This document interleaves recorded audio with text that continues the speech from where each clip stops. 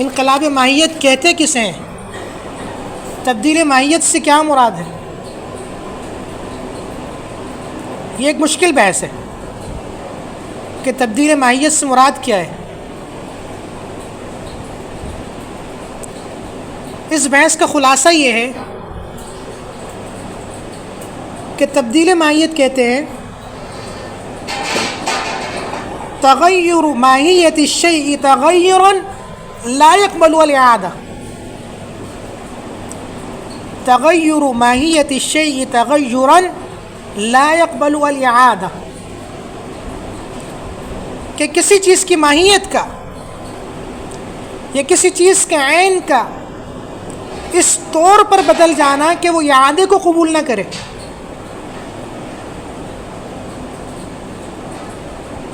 کسی چیز کی ماہیت کا یا کسی چیز کے عین کا اس طور پر بدل جانا کہ وہ اعادے کو قبول نہ کرے۔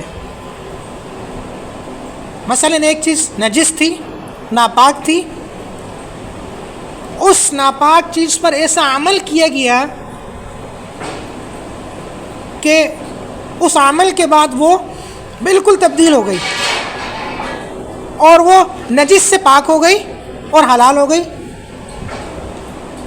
اور اب یہ چیز اعادے کو قبول نہیں کرتی کہ یہ دوبارہ اسی حالت میں نہیں جا سکتی۔ اگر یہ کیفیت پائی جائے تو ہم کہیں گے کہ استحالہ ہو گیا۔ پھر تبدیل ماہیت کی جو بحث ہے،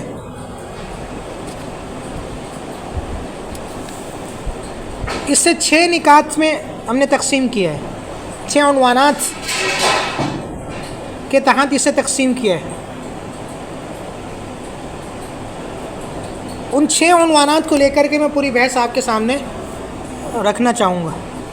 پہلا عنوان یہ ہے کہ تبدیل ماہیت کلی طور پر ضروری ہے یا جزوی تبدیلی بھی کافی ہے؟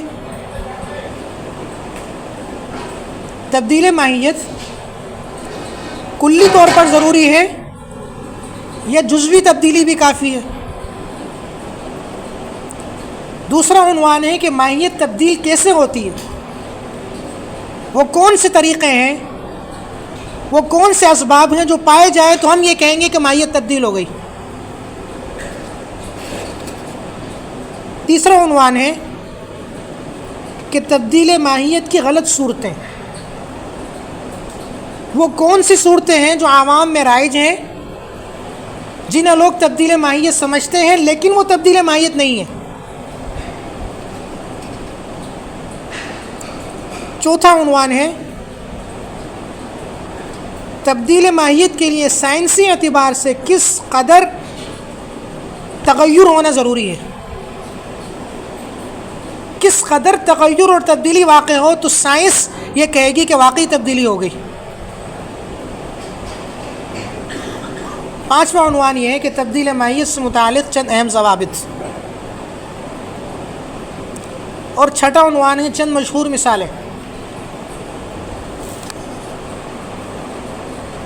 تو جہاں تک پہلا عنوان کا تعلق ہے کہ تبدیل ماہیت کلی طور پر ضروری ہے یا جزوی تبدیلی بھی کافی ہے، تو اس سے متعلق تشریح یہ ہے کہ تبدیل ماہیت کلی طور پر بھی ہوتی ہے، جزوی طور پر بھی ہوتی ہے۔ کلی طور پر ہونے کا مطلب یہ ہے کہ ایک چیز بالکل نجس سے پاک بن جائے، حلال بن جائے، 100% بن جائے، اور اس میں اس کی تبدیلی کے اندر کوئی شک نہ ہو۔ تو جب اس درجے کوئی چیز تبدیل ہو جائے تو ظاہر سی بات ہے کہ اس میں حکم بھی تبدیل ہو جائے گا، نجس اور ناپاک چیز پاک بھی ہو جائے گی اور حلال بھی ہو جائے گی، اور اس میں فقہاء کا کوئی اختلاف نہیں ہے۔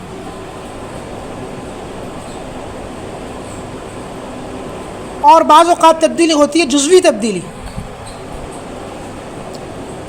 کہ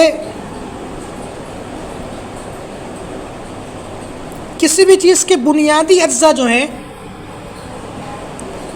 ایسے اجزاء جن پر اس چیز کا مدار ہے، وہ تبدیل ہو جائیں اور باقی اجزاء تبدیل نہ ہوں۔ یا ہم یہ کہیں کہ ایسی تبدیلی جو 100% نہ ہو، 70% ہو، 80% ہو، 85% ہو، 100% تبدیلی نہ ہو، اسے ہم کہتے ہیں جزوی تبدیلی. اس میں اختلاف ہے. احناف میں سے حضرات طرفین امام ابو حنیفہ رحمۃ اللہ علیہ اور اسی طریقے سے امام محمد رحمۃ اللہ علیہ وہ اس جزوی تبدیلی کے بھی قائل ہیں، اور حضرات مالکیہ بھی اس جزوی تبدیلی کو مانتے ہیں. لیکن دیگر ائمہ، امام مالک رحمۃ اللہ علیہ وہ تو مانتے ہیں، امام شافعی رحمۃ اللہ علیہ اور امام احمد بن حنبل رحمۃ اللہ علیہ جزوی تبدیلی کے قائل نہیں ہیں، اور جزوی تبدیلی کی صورت میں حکم کی تبدیلی کے قائل نہیں ہیں. ان کے نزدیک جزوی تبدیلی تبدیلی نہیں ہے. تبدیلی وہی معتبر ہے جو کلی تبدیلی ہو، 100% تبدیلی ہو، یا 98 یا 99% تبدیلی ہو.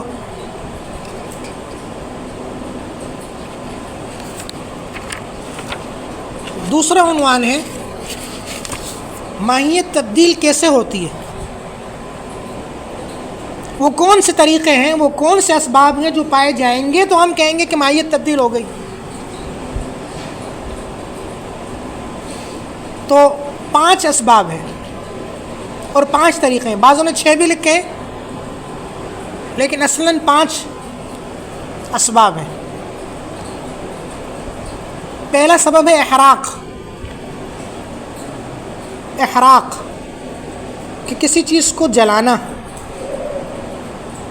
اور جلا کر کے اس کی ماہیت کو بدلنا. مثلا گوبر کو خشک کر کے اس کو جلائیں یہاں تک کہ وہ راکھ بن جائے تو ہم کہیں گے کہ اس کی ماہیت تبدیل ہو گئی. جب جلانے سے وہ بالکل راکھ بن جائے گی تو وہ نجس سے طاہر بھی ہو جائے گی اور اس کا استعمال بھی جائز ہوگا. وہ بالکل ایک نئی چیز بن جائے گی، وہ نجاست اس کے اندر باقی نہیں رہے گی. تو ایک طریقہ تو ہے احراق.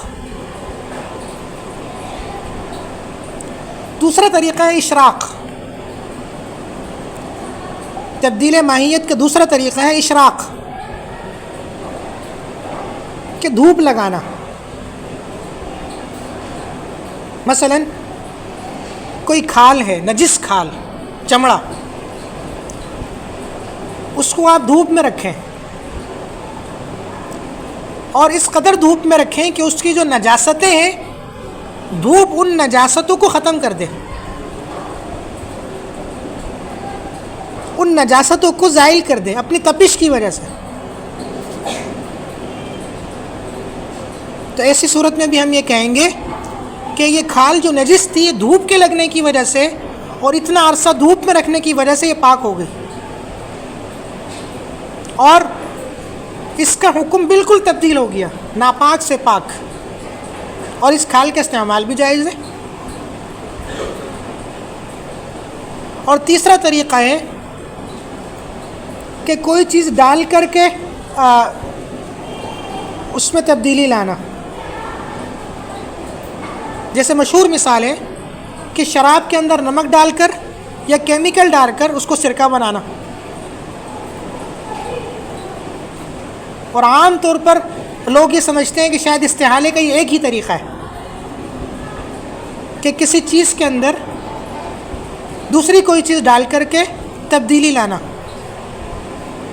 اور یہ مثال معروف ہے کہ شراب کے اندر نمک ڈال کر یا کیمیکل ڈال کر اسے سرکہ بنانا. استحالے کے باب میں اصل الاصول اگرچہ یہی مثال ہے، لیکن استحالے کے دیگر بھی طریقے ہیں. تو اس طریقے سے بھی کہ کوئی چیز ڈال کر کے تبدیلی لانا، اس طرح بھی ماہیت تبدیل ہو جاتی ہے. اگر نمک ڈال کر یا کیمیکل ڈال کر شراب سرکہ بن گئی تو ماہیت تبدیل ہو جائے گی اور اس کا استعمال بھی جائز ہوگا، پاک بھی ہو جائے گی اور حلال بھی ہو جائے گی. اسی طرح چوتھا طریقہ ہے تبدیل ماہیت کا طول مکث. طول مکث یعنی ایک مدت تک کسی چیز کو اس کے حالت پر چھوڑ دینا، ایک لمبا عرصہ،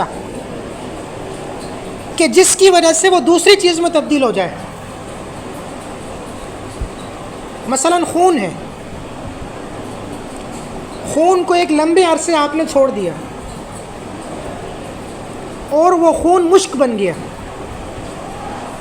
اور ایسا ہوتا ہے. تو ایک لمبے عرصے اس کو اس کی حالت میں چھوڑنا اور اس کے بعد وہ اپنی حالت کو بدل لے اور تبدیلی واقع ہو جائے اس طور پر کہ وہ مشک بن جائے، تو حکم بھی تبدیل ہو جائے گا.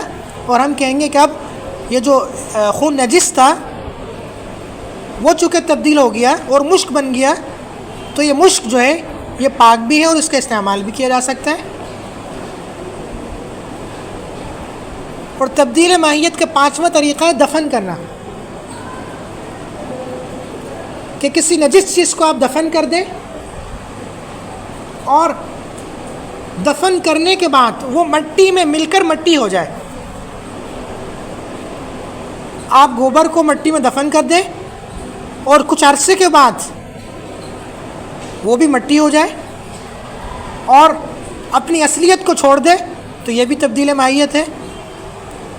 انسان کو دفن کر دیں اور اس کا گوشت اور دیگر اعضاء وہ مٹی ہو جائے، تو یہ بھی تبدیل ماہیت ہے. اور یہ جو مٹی ہے یہ پاک ہے. انسان کا جسم اگرچہ وہ پاک نہیں تھا مرنے کے بعد. تو یہ ساری تبدیل ماہیت کی صورتیں ہیں،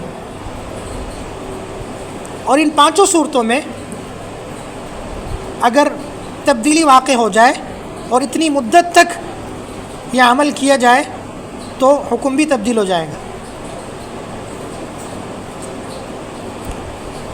تیسرا عنوان ہے تبدیل ماہیت کی غلط صورتیں.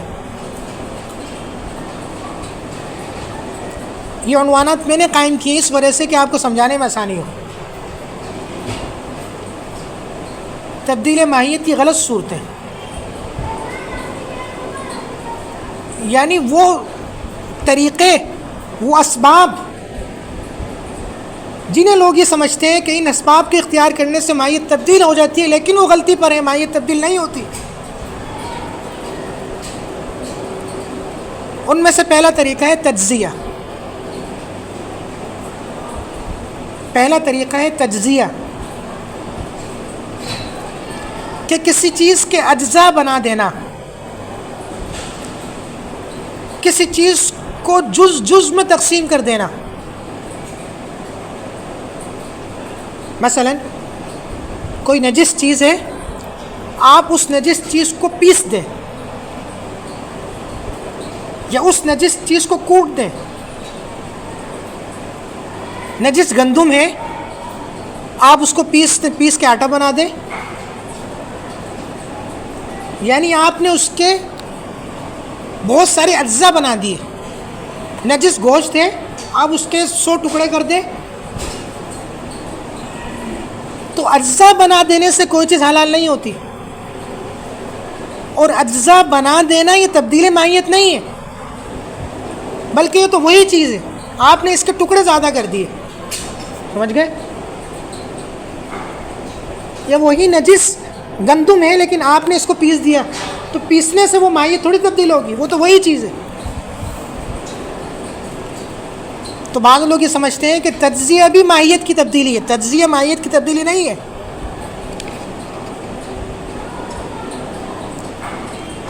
حلال انڈسٹری میں چائنیز نمک کے اندر یہ مسئلہ بہت زیادہ ہے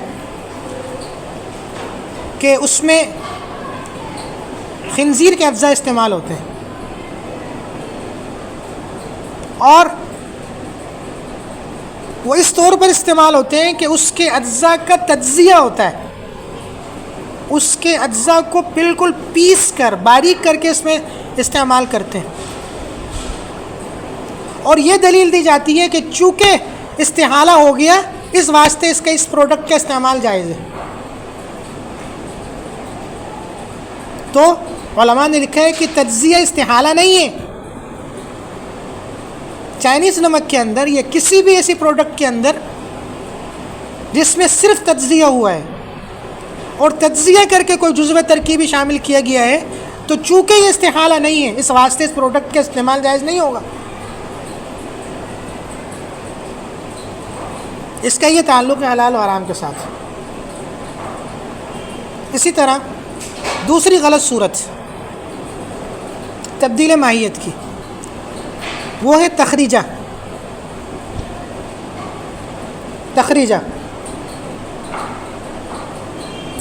یعنی کسی چیز کے بعض اجزاء کو نکال دینا. کسی چیز کے بعض اجزاء کو نکال دینا. مثلا اس کی موٹی سی مثال یہ لے لیں کہ گوشت ہے نجس, اس میں سے آپ نے ہڈی کو نکال دیا یا کوئی اور جز کو نکال دیا اور آپ یہ کہیں کہ یہ تبدیل ماہیت ہے. تخریجہ تبدیل ماہیت نہیں ہے. یہ تو نکالنے کے بعد بھی اسی حالت میں برقرار ہے. اگر نجس تھا تو یہ غیر نجس نہیں ہوا, پاک نہیں ہوا, بلکہ حالت تو وہی ہے. ایسی تبدیلی واقع نہیں ہوئی کہ جس سے حکم تبدیل ہو جائے. تیسری غلط صورت ہے تقلیل. تقلیل کہ کسی چیز کا کم مقدار میں باقی رہنا. مثلا ایک نجس چیز ہے, اس کو آپ نے پکایا اور پکانے کے بعد وہ کم ہو گئی, تو اس کم ہونے سے وہ حلال تھوڑی ہو جائے گی. یہ جو عمل آپ نے کیا ہے یہ کوئی استحالہ نہیں ہے, چیز تو وہی نجس ہے. تو کسی بھی پروڈکٹ کے اندر اگر تجزیہ ہو, یعنی کوئی جزو ترکیبی بطور تجزیہ داخل کیا گیا ہو یا بطور تخریجہ داخل کیا گیا ہو یا بطور تقلیل داخل کیا گیا ہو یا دیگر جو اسباب ہیں جو کہ تبدیل ماہیت کے لیے کافی نہیں ہیں ان کو اختیار کیا گیا ہو تو اس پروڈکٹ کا استعمال جائز نہیں ہوگا. چوتھا غلط طریقہ ہے تحلیل. تحلیل تحلیل کا مطلب یہ ہوتا ہے کہ کسی چیز کو دوسری چیز میں حل کر دینا. کسی چیز کو دوسری چیز میں حل کر دینا. مثلا ایک نجس پاؤڈر ہے, آپ نے اسے حل کر دیا پانی کے اندر, تو اس حل کر دینے سے تبدیل ماہیت واقع نہیں ہوگی. اس میں کوئی ایسا عمل نہیں ہوا کہ جس سے حکم تبدیل ہو جائے, چیز تو وہی ہے. تو تحلیل بھی تبدیل ماہیت نہیں ہے. اگر کوئی اسے تبدیل ماہیت سمجھتا ہے تو وہ غلطی پر ہے. اسی طرح غلط صورت اختلاط. بعض لوگ اختلاط کو بھی تبدیل ماہیت سمجھتے ہیں. اختلاط کا مطلب یہ ہوتا ہے کہ کسی چیز کو دوسری چیز کے ساتھ خلط کر دینا. ایک نجس چیز کو پاک چیز کے ساتھ خلط کر دینا, تو خلط کر دینے سے تبدیل ماہیت واقع نہیں ہوتی. مثلا کوئی پروڈکٹ ہے,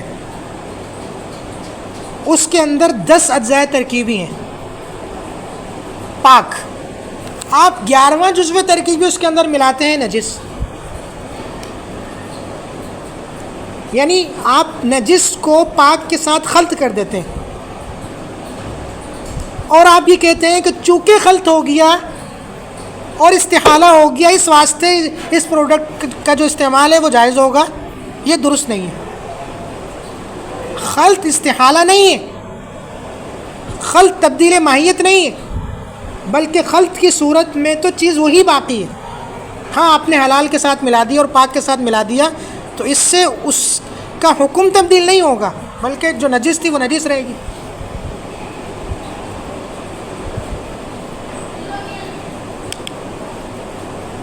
مثلا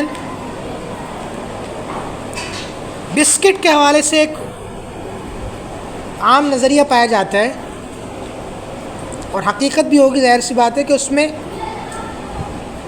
خنزیر کی چربی ملائی جاتی ہے. ہر جگہ نہیں، ہر بسکٹ میں نہیں. ظاہر سی بات ہے پاکستان میں جو بسکٹ مل رہا ہے اس میں تو یہ نہیں ہوگا. تو اگر صرف خلط ہے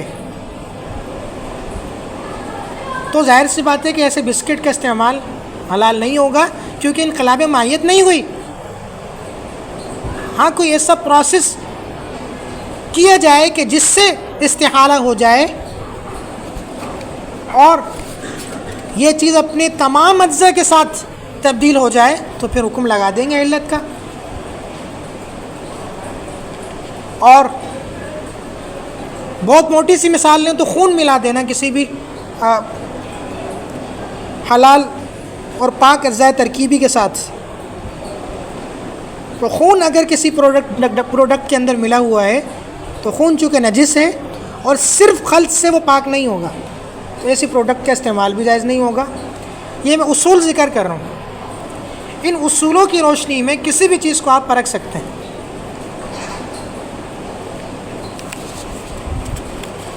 اور اگلا عنوان ہے تبدیل ماہیت کے لیے سائنسی اعتبار سے کس قدر تغیر ہونا ضروری ہے،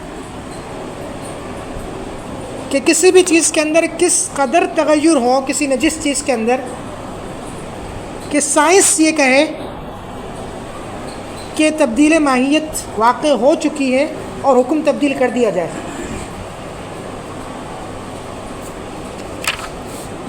تو وہ 5 چیزیں ہیں کہ 5 چیزوں میں اگر تبدیلی واقع ہو جائے، یا یوں کہیں کہ 5 اعتبارات سے اگر تبدیلی واقع ہو جائے تب ہم کہیں گے کہ استحالہ ہو گیا. اور اب یہ جو نجس چیز ہے اس کو کسی بھی پروڈکٹ کا جزو ترکیبی بنایا جا سکتا ہے اور اس پروڈکٹ کا استعمال جائز ہوگا. پہلی چیز ہے کیمیکل فارمولے میں تبدیلی، کیمیکل چینجنگ، کیمیکل فارمولے میں تبدیلی ہو جائے. مثلا شراب تھی وہ سرکہ بن گئی.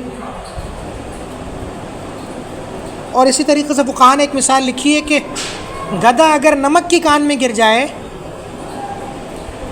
تو ایک عرصے کے بعد وہ نمک بن جائے گا. تو جب وہ نمک بن جائے گا تو حکم بھی تبدیل ہو جائے گا، کیونکہ ان دونوں مثالوں میں کیمیکل فارمولے میں تبدیلی ہو گئی، چیز بالکل بدل گئی. اور دوسری تبدیلی جو انقلاب ماہیت یا استحالے کے لیے ضروری ہے وہ ہے خواص اور اوصاف کے اندر تبدیلی.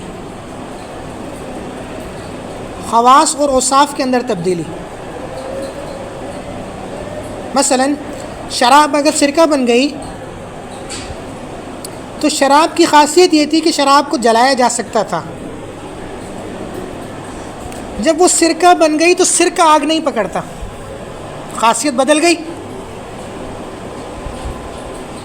اور اسی طریقے سے اوصاف میں تبدیلی، شراب کا رنگ، شراب کی بو، شراب کا مزہ الگ ہے، سرکے کا رنگ، سرکے کی بو، سرکے کا مزہ الگ ہے. اس طور پر بھی تبدیلی ہو جائے. اور تیسرے نمبر پر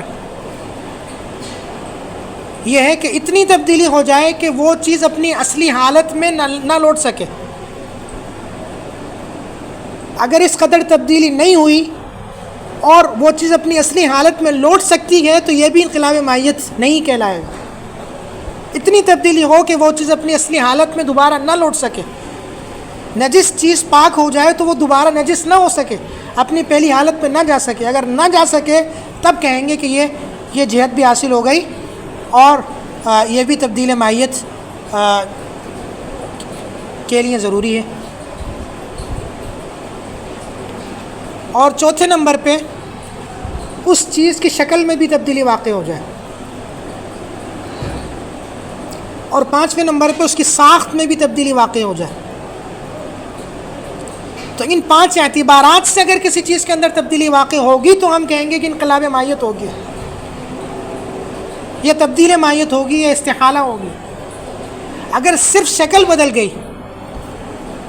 تو ہم نہیں کہہ سکتے کہ انقلاب ماہیت ہو گیا، یا صرف ساخت بدل گئی تو ہم نہیں کہہ سکتے کہ انقلاب ماہیت ہو گیا، بلکہ ان تمام اعتبارات سے تبدیلی ہو تو ہم کہیں گے کہ انقلاب ماہیت ہو گیا، ورنہ انقلاب ماہیت کا حکم نہیں لگ سکتا، جس کا نتیجہ یہ ہوگا کہ اس نجس چیز کا استعمال کسی بھی پروڈکٹ کے اندر بطور جزو ترکیبی جائز نہیں ہوگا، یا اگر اس کو کسی چیز کے ساتھ نہ ملائیں تو اس کو براہ راست استعمال کرنا اور کھانا وہ داخلی اور خارجی استعمال کے طور پر جائز نہیں ہوگا۔ پھر تبدیل ماہیت سے متعلق چند اہم ضوابط۔ تبدیل ماہیت سے متعلق چند اہم ضوابط۔ نمبر 1، تبدیل ماہیت کی صورت میں ہم کسی بھی چیز کو اس وقت حلال کہیں گے جب اسباب حرمت میں سے کوئی سبب نہ پایا جائے۔ ایسا نہ ہو کہ چیز کی ماہیت تو بدل جائے لیکن وہ ماہیت بدلنے کے بعد کسی نجس چیز میں تبدیل ہو جائے، یا اس کے اندر کوئی مضرت کا پہلو موجود ہو۔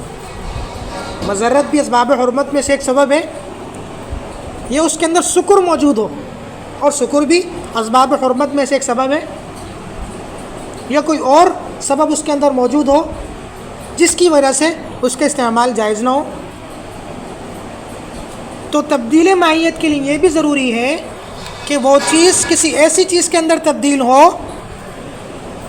کہ جو پاک اور حلال بھی ہو، اس کے اندر سبب حرمت میں سے کوئی سبب بھی نہ پایا جاتا ہو۔ سبب حرمت میں سے کوئی سبب پایا جائے گا تو صورت میں بھی اس کا استعمال جائز نہیں ہوگا۔ اسی طریقے سے دوسرا ضابطہ یہ ہے کہ تبدیل ماہیت کا کوئی معیار مقرر نہیں ہے،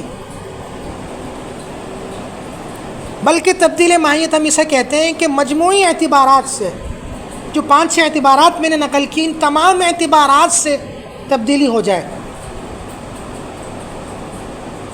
تب ہم کہیں گے کہ انقلاب ماہیت ہو گیا یا استحالہ ہو گیا۔ کوئی لگا بندہ ہم ایسا ضابطہ نہیں بتا سکتے کہ اتنی مقدار میں تبدیلی ہو جائے یا اس قدر تبدیلی ہو جائے، بلکہ مجموعی اعتبار سے آپ تبدیلی لائیں، پھر ہم دیکھیں گے کہ اس کے جو بنیادی جو عناصر ہیں، جن عناصر کی وجہ سے اس کا استعمال جائز نہیں تھا، وہ تبدیل ہوگا یا نہیں ہوئے۔ مجموعی اعتبارات سے اگر تبدیلی آئے گی تو پھر اس میں غور کر کے حکم لگایا جائے گا۔ یہ بتانا مشکل ہے کہ اتنی تبدیلی آئے یا فلاں جز میں تبدیلی آئے، ایسا نہیں، ہر جز میں تبدیلی آ جائے، مجموعی اعتبار سے تبدیلی آ جائے، پھر اس میں غور کر کے حکم لگائیں گے۔ مثلا عرفی اعتبار سے بھی تبدیلی آ جائے کہ عرف میں اسے پہلے کچھ سمجھا جاتا تھا، اب کچھ سمجھا جانے لگے۔ صفات کے اعتبار سے بھی تبدیلی آ جائے، علامات کے اعتبار سے بھی تبدیلی آ جائے، کیمیاوی اعتبار سے بھی تبدیلی آ جائے، تو ان تمام اعتبارات سے جب تبدیلی واقع ہو جائے گی، پھر غور کر کے ہم حکم لگائیں گے کہ اب یہ جو چیز بنی ہے اس تبدیلی کے بعد اس کا کیا حکم ہے۔ تیسرا ضابطہ یہ ہے کہ تبدیل ماہیت اگر یقینی طور پر واقع ہو جائے تو حکم بھی تبدیل ہو جائے گا، اور ہم حکم لگا دیں گے کہ یہ چیز جو نجس تھی پہلے، اب وہ پاک بھی ہو گئی اور حلال بھی ہو گئی۔ لیکن اگر تبدیل ماہیت مشکوک ہو، یقینی طور پر تبدیل ماہیت نہ ہوئی ہو، تو ایسی صورت میں ہم ابتلاء عام کا بھی سہارا لے سکتے ہیں کہ ہم کہیں کہ چونکہ جزوی تبدیلی واقع ہو گئی اور اس چیز کے استعمال میں ابتلاء عام بھی ہے، اور ابتلاء عام کا سہارا لے کر کے ہم حکم لگا دیں کہ یہ چیز پاک ہے اور اس کا استعمال جائز ہے. یعنی تبدیل ماہیت اگر مشکوک ہو تو ابتلاء عام کا سہارا لینا درست ہے. اگر تبدیل ماہیت یقینی طور پہ واقع ہو جائے تو وہ تو سیدھی سی بات ہے کہ وہ حلال ہو جائے گی اور پاک ہو جائے گی. لیکن اگر تبدیل ماہیت مشکوک ہو، جس کا مطلب یہ ہے کہ تبدیل ماہیت جو ہے وہ جزوی طور پر ہوئی ہے، تو چونکہ جزوی طور پر بھی تبدیل ماہیت معتبر ہے اور ابتلاء عام بھی موجود ہے اس چیز کے اندر کہ لوگ اسے بہت کثرت سے استعمال کرتے ہیں، ہم حکم لگا دیں گے کہ یہ چیز پاک بھی ہو گئی اور حلال بھی ہو گئی. مثلا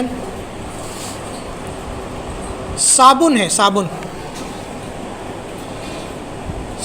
سے متعلق سابقہ فتویٰ یہ تھا کافی عرصے پہلے کا کہ صابن کے اندر چونکہ حرام جانوروں کے اجزاء چربی پڑتی ہے اور اسی طریقے سے ناپاک تیل اس کے بنانے میں استعمال ہوتا ہے، تو سابقہ فتویٰ یہ تھا کہ چونکہ اس میں تقریباً 85% انقلاب ہو جاتا ہے اس پروسیس کے اندر، اور یہ جو حرام اجزاء پڑ رہے ہیں یہ 85% تبدیل ہو جاتے ہیں، اس واسطے یہ فتویٰ تھا کہ اس کے استعمال کی گنجائش ہے. یعنی جزوی تبدیلی تھی اور ایسے عناصر اس میں بدل گئے تھے کہ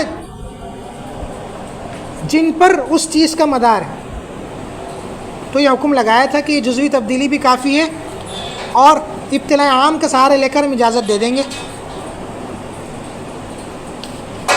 تو جزوی تبدیلی بھی اگر واقع ہو جائے، یا ہم یوں تعبیر کریں کہ تبدیل ماہیت اگر مشکوک ہو تو ابتلاء عام کا بھی سہارا لیا جا سکتا ہے اور حکم لگایا جا سکتا ہے پاکی اور حلت کا. چوتھا ضابطہ یہ ہے کہ تبدیل ماہیت کے بعد کوئی بھی ناپاک چیز یا کوئی بھی نجس چیز اس وقت پاک اور حلال سمجھی جائے گی جب وہ کسی پاک اور حلال چیز کے اندر تبدیل ہو جائے. جیسے پیچھے بھی میں نے عرض کیا، مثلا خون ہے، خون اگر مادہ منویہ میں تبدیل ہو گیا تو استحالہ تو ہو گیا، لیکن یہ تبدیلی اس کو پاک اور حلال نہیں بنائے گی. ہاں، خون اگر مشک کے اندر تبدیل ہو گیا تو یہ تبدیلی معتبر ہے اور یہ استحالہ معتبر ہے، اور ایسی صورت میں اس مشک کا استعمال جو ہے یہ درست ہوگا. تو ضروری ہے کہ چیز جو تبدیل ہو دوسری چیز کے اندر تو وہ دوسری چیز پاک ہو. اگر پاک چیز کے اندر تبدیلی نہیں ہوتی، خون مادہ منویہ بن جاتا ہے، تو ایسی صورت میں وہ نجس چیز پاک نہیں ہو سکتی. پھر کچھ مثالیں، اگلا عنوان ہے کچھ مثالیں، معروف مثالیں استحالے کی یا تبدیل ماہیت کی. ایک مثال تو وہی صابن کی ہے جو حلال انڈسٹری میں معروف ہے اور دی جاتی ہے کہ صابن کے اندر چونکہ حرام جانور کی چربی پڑتی ہے اور اسی طریقے سے ناپاک تیل اس میں پڑتا ہے، تو اگر تبدیل ماہیت ہو جائے صابن کے بنانے کے پروسیس کے اندر تو ہم حلت کا قول کر دیں گے اور پاکی کا قول کر دیں گے، اس کے استعمال کی اجازت دیں گے ورنہ نہیں دیں گے. اور سابقہ فتویٰ 85% تبدیلی پر بھی تھا کہ 85% تبدیلی ہو گئی اور 15% استحالہ باقی ہے، تب بھی فتویٰ دیا تھا ابتلاء عام کا سہارا لے کر کے. اور آج کے زمانے میں جب کہ 99% تبدیلی ہو جاتی ہے تو آج کے زمانے میں بطریق اولا یہ قول کیا جائے گا کہ ایسے صابن کا استعمال جو ہے وہ جائز ہے۔ دوسری مثال ہے جیلیٹن کی۔ جیلیٹن یہ بھی حلال انڈسٹری میں ایک معروف جزو ترکیبی ہے۔ جیلیٹن بنتا ہے کولاجن سے۔ جیلیٹن بنتا ہے کولاجن سے۔ کولاجن ایک مادہ ہے جو جانوروں کی کھال جو ہے، کھال اور جھلی کے درمیان پایا جاتا ہے۔ جیلی نما مادہ ہے جو کھال اور جھلی کے درمیان پایا جاتا ہے۔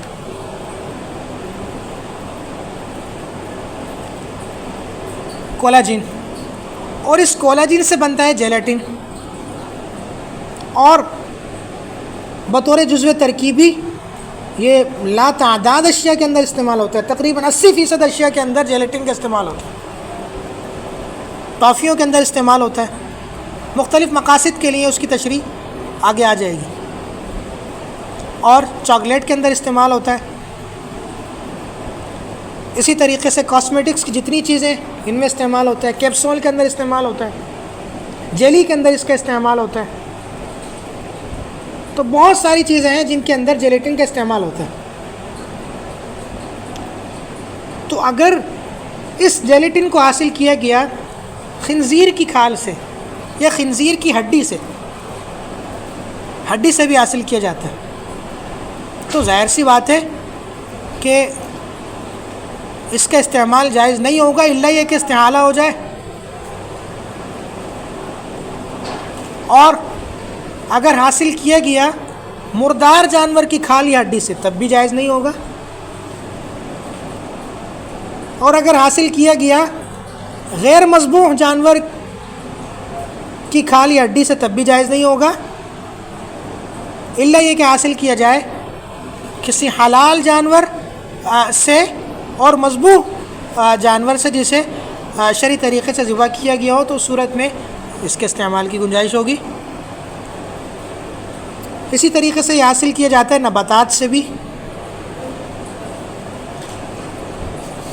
تو اگر نباتات سے یا کسی اور حلال چیز کے ذریعے استعمال کیا جائے تو اس میں تو مسئلہ نہیں ہے، لیکن اگر اسے حاصل کیا جائے گا خنزیر سے یا کسی حرام جانور سے یا مردار جانور سے یا غیر مذبوح جانور سے، ایسی صورت میں جب تک استحالہ نہیں ہوگا تو آپ کیسے قول کر سکتے ہیں کہ اس کو بطور جزو ترکیبی کسی بھی پروڈکٹ کے اندر استعمال کیا جا سکتا ہے؟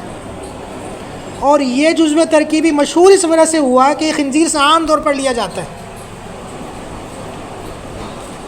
اس وجہ سے یہ زیادہ مشہور ہے حلال انڈسٹری کے اندر کہ یہ خنزیر سے لیا جاتا ہے۔ تو چاہے خنزیر کی کھال سے ہو یا ہڈی سے لیا جائے، دونوں صورتوں میں اس کو بطور جزو ترکیب استعمال کرنے کی گنجائش نہیں ہوگی، الا یہ کہ استحالہ ہو جائے۔ سمجھ گئے؟ اور ایک نقطہ یہ ہے کہ استحالے کے اندر ظاہری تبدیلی بھی کافی ہے، کیمیائی ٹیسٹ کروانے کی ہمیں ضرورت نہیں ہے۔ اگر آپ دیکھتے ہیں کہ ظاہری طور پر ہر جہت سے انقلاب جو ہمیں مطلوب تھا وہ ہو گیا اس چیز کے اندر، ہم حکم لگا دیں گے کہ تبدیل ماہیت ہو گئی، کیمیاوی تبدیلی بھی ہو گئی، خواص بھی تبدیل ہو گئے، اوصاف بھی تبدیل ہو گئے، شکل بھی تبدیل ہو گئی، ساخت بھی تبدیل ہو گئی، اور دیگر تبدیلیاں جو مطلوب تھی وہ بھی ہو گئی، تو اتنا کافی ہے۔ ہم مزید اس کا لیبارٹری ٹیسٹ کروائیں یا کیمیائی ٹیسٹ کروائیں، ہم اس کے مکلف نہیں ہیں، کیونکہ ظاہر سی بات ہے کہ اس کے اندر تو ایک چھوٹے سے چھوٹا جز بھی ظاہر کیا جائے گا۔ ہاں، تو اگر ہم کیمیائی ٹیسٹ کروائیں گے اور اسے معیار بنائیں گے تبدیل ماہیت کے لیے، تو ایسی صورت میں تو کسی بھی چیز کے اندر تبدیلی واقع نہیں ہو سکتی۔ تو ظاہری طور پر تبدیلی واقع ہو جائے اور جن جہات سے تبدیلی مطلوب واقع ہو جائے تو ہم کہیں گے کہ تبدیلی ہو گئی۔ سمجھ گئے؟